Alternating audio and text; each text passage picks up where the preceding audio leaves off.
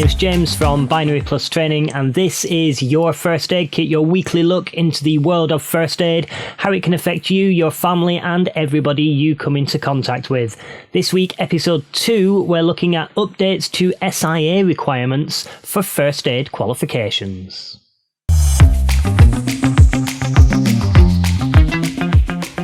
So updates to SIA requirements. So for those of you who don't know, the SIA license, it comes from the Security Industry Authority, and they're the people who accredit your door supervisors or bouncers and your security guards and other people who work in that industry. Now, in April 2021, some changes were made for people who are applying for a door supervisor or security guard license. But what does that actually mean? What changes were made and how will that affect you as a business? Well, let's first of all have a look at what the changes actually were, and then we'll have a think about how that can affect you. So first of all, what were these changes?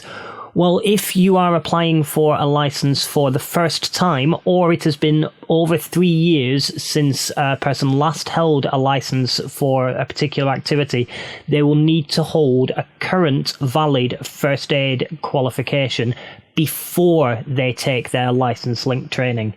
Whereas current license holders must be in possession of the qualification when they come to renew their license. Now, the SIA have stated that the minimum first aid requirement for that will be an emergency first aid at work qualification. That's the 1-day emergency first aid qualification, which we did discuss briefly last week. But who is this going to affect? Well, it's going to affect quite a lot of people. It's going to have an impact on the agencies who employ the door supervisors or security guards, or any other business that employ their own door supervisors and security guards directly, such as some nightclubs have their own staff, some use agencies, and some secure sites will employ their own SIA license holders. But it can also have an impact on the license holders themselves. So if you are somebody out there with an SIA license, then have a think about when your license renewal is coming up, when's it due, and make sure you get that first aid qualification in there before your renewal date, which will allow you to continue in your current role without any break, because you won't be able to renew your license without it. So I said earlier, you'll need an emergency first aid at work qualification. That's the absolute minimum that the SIA are asking for. There are other courses, and if you get a higher level course, then that will also meet the requirements as well. So you may want to do a full 3-day first aid at work course to give you that little bit of extra knowledge, because people are going to start assuming now, because they would be correct in assuming so, that people like door supervisors and security guards are able to do first aid, because it will be a requirement of your license. So you may get customers, other people coming to you to ask for first aid assistance. So you may want to increase your level of qualification, or you may want to increase the level of qualification for the door supervisors, security guards, or what have you in your business.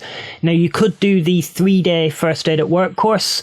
That would give you a little bit more information. It would let you deal with more serious wounds, things like fractures and sprains, strains, things like that. You may decide you want to take it a step further and do one of the FREC courses, which is First Response Emergency Care. That's a fantastic suite of courses, usually accredited by an awarding body called QualSafe, who it gives you a really good grounding. It's like an advanced first aider. It's a very, very good and very reputable course. If you're in any doubt at all, have a chat with your training provider. Your training provider, it might be us at Binary Plus Training, it might be somebody else. They will be able to advise you as to what they would recommend the best course to be. Or it may be that you just decide you're going to take the punt and you're going to do the higher level courses. That's great. So that's your update on the changes to the regulations for SIA license holders. So it's top tip of the week time. So today's top tip, we're going to be discussing head injuries. Now, head injuries are a really common injury. They take place in all different sorts of workplaces, from your offices through to your high-end manufacturing, through to building sites, through to working behind a bar in a pub. There are so many different places where a head injury can occur, from simply slipping on a bit of wet flooring through to having bricks dropped on your head from working on a building site. And there are 3 kinds of head injuries that we think about when we are thinking about first aid. We think about concussion, compression, and skull fractures. And it's important that we've got a bit of understanding of being able to tell the difference. So I'm just going to give you a very brief things to look out for. So if somebody receives a head injury and you find that they've got like a straw-coloured fluid coming from their ears or their nose, that's our major red flag. That's telling us that we suspect there is a possible skull fracture. We're never going to know for certain, but that's what we're going to be predicting in this situation. In which case, as long as the airway isn't compromised on the person and they're still able to breathe, then do not move them and get an emergency ambulance on the way, because that person needs some emergency treatment. The second 2 are our concussion and compression. Now, these can be mistaken for each other, so it's important that we understand how we can find the difference between the 2. So let's have a look at concussion first. What is it?